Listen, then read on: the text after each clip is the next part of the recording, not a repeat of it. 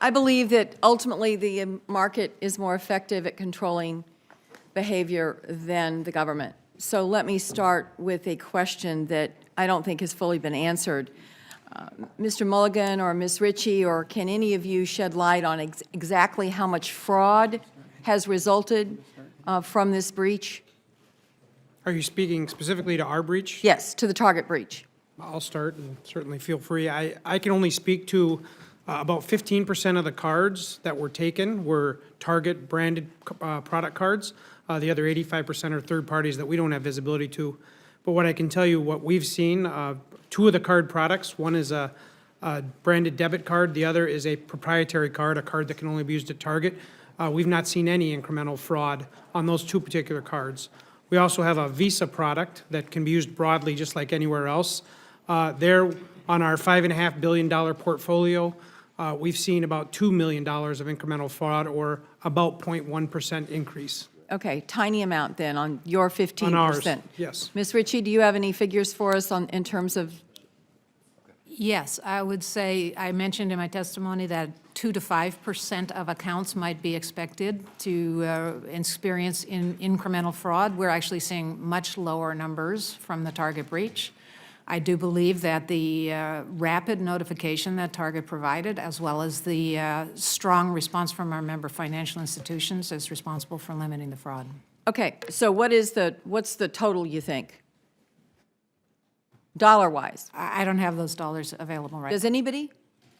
We can get those for you. Of course, you have to realize we're still in relatively early stages, but we could provide those for you. Well, what I'm trying to figure out here is how much fraud there was and who's holding the bag on the fraud.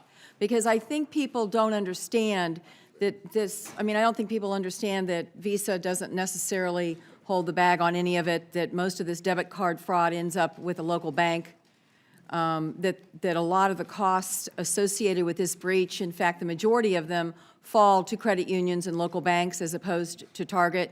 Of the $61 million that you have said it cost your company, Mr. Mulligan, how much of that was marketing to try to reassure your customers that you were, and you are the good guys, by the way. I'm not trying to say you're not the good guys, but how much of that $61 million was marketing as opposed to actual loss that you suffered? For the, excuse me, for the $61 million that we recorded in the fourth quarter, any marketing expenses that we undertook would have been recorded in our normal course of our business. The $61 million was related to response costs, credit monitoring, activities such as that. Well, the credit monitoring that you're offering to your customers, that in fact is marketing. We viewed that as a way to respond and help our guests for what is, we know, a difficult time for them, to provide for them not only credit monitoring, but identity theft protection and identity theft insurance. I think it's terrific you're doing it, and I think it was smart for you to do it, and I think it was a wise corporate decision, but it was an optional activity you engaged in order to try to repair the damage that had occurred as a result of the breach. Yes, correct? we were focused on our guests, absolutely. Okay. And the estimate to the banks and credit unions is about $200 million, and those are costs that are not optional to them, correct? That's them having to reissue the cards and bearing the cost of doing that. So the payment card industry has collectively determined that, importantly, consumers don't bear any of the fraud related to this type of activity. There are commercial arrangements that underpin that. Those commercial arrangements provide both for the revenues that companies like Target pay in. They also provide for the remediation in situations like this. The point I'm trying to make here is that I think it is confusing to the consuming public where this loss falls and where the costs are absorbed. I know that there's $10 billion in more revenue to retailers as a result of the government getting involved in interchange fees. Because interchange fees were $19 billion before the Durbin Amendment, and now they're $10 billion, less than $10 billion. So there was $10 billion extra that flowed to retailers as a result of those prices coming down. And I'm not saying that was a good or bad thing. I guess what I'm trying to get at here is that I think it's very important that the risk be borne by those who must engage in the activity to protect. Because if the risk goes somewhere else, it lessens the incentive to protect. Now, I'm not going to argue that you all have had a terrible thing happen to your company and that you are working hard to recover from it and you have been damaged. But there are many instances where people think there's been a breach. I think most Americans thought you guys were covering all the cost of this.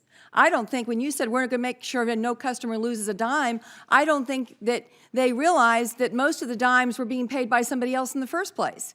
So I think a clarification of where the risk falls is important for us if we're going to do anything as a government, because it's going to be much better to align those risks with the right incentives in the free market.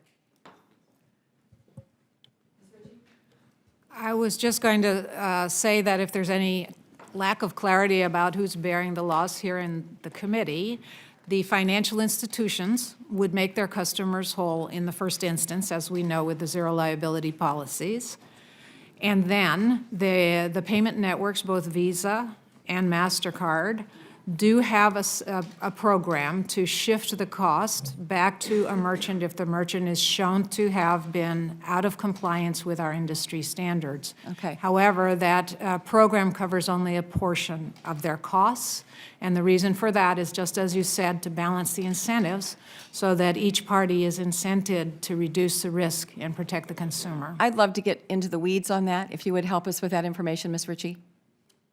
You mean right now? No, I mean later. No, I'm done. No, I mean later. I mean, I really want to understand how these risks are being shifted in the marketplace. Thank you.